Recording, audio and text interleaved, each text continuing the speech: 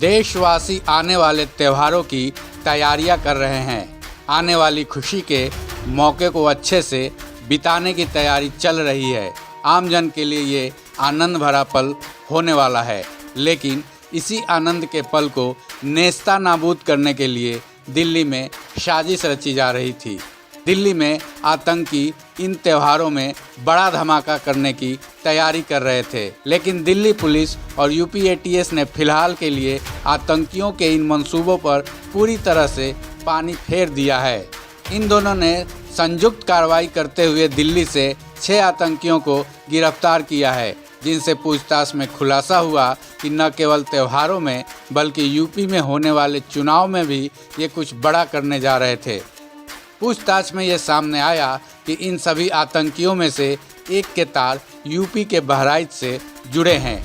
गिरफ्तार किए गए इन आतंकियों में से एक आतंकी बहराइच के कैसरगंज का है, जिसका नाम मोहम्मद अबू बकर है। ये कैसरगंज के सोनारी चौराहा का रहने वाला है, जो आतंकियों के साथ मिलकर देश में सिलसिलेवार विस्फोटों को अंजाम देने की योजना बना रहा था। लेकिन आतंकी अबू बकर के चाचा का कहना है कि वह पूरी तरह से निर्दोष है। से इत्तला मिली कि मोहम्मद अबू बकर गिरफ्तार हो गए दिल्ली में, जबकि ये अभी जमात के लिए गए थे। अभी जुमेरात वाले दिन ऐसे गए थे, 1 हफ्ता वो लगभग हो रहा है। अपने भतीजे को बेगुनाह साबित करने के लिए अम्मार खान ने उसकी ज़िंदगी की पूरी कहानी बताई। उनके मुताबिक अबू बकर अभी बच्चा है और उसने हाल में ही अपनी पढ़ाई पूरी की है।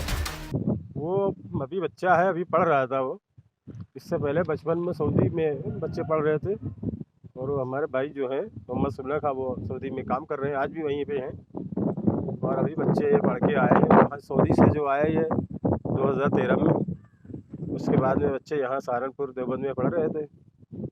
अब ये फारिग हुए वहाँ से पढ़ के। एक आलिम है, हाफिज़ हैं, कारी हैं और मुफ्ती भी हैं मोहम्मद उमर, और ये 2 भाई हैं।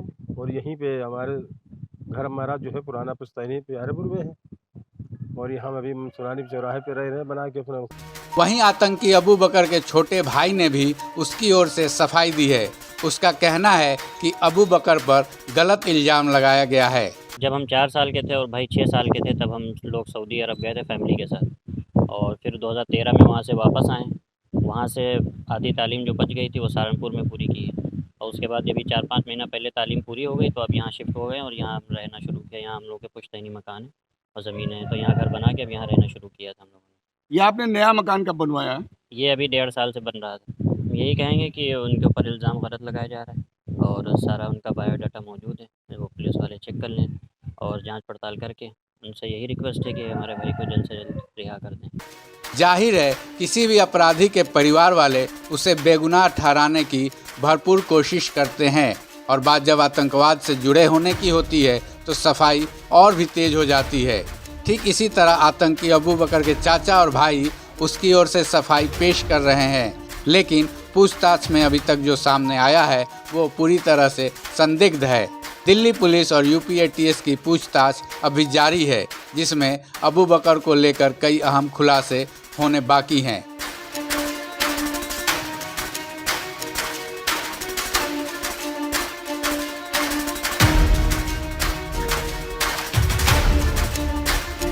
ऐसे ही ताज़ा तरीन खबरों से जुड़े रहने और उसके अपडेट जानने के लिए जुड़े रहें आप अपने राजपट टीवी चैनल से। साथ ही राजपट टीवी को सब्सक्राइब करें और बगल वाली घंटी को भी बजाएं। अपना बहुत बहुत ख्याल रखें। साथ ही याद रहे 2 गज की दूरी, मास्क है ज़रूरी।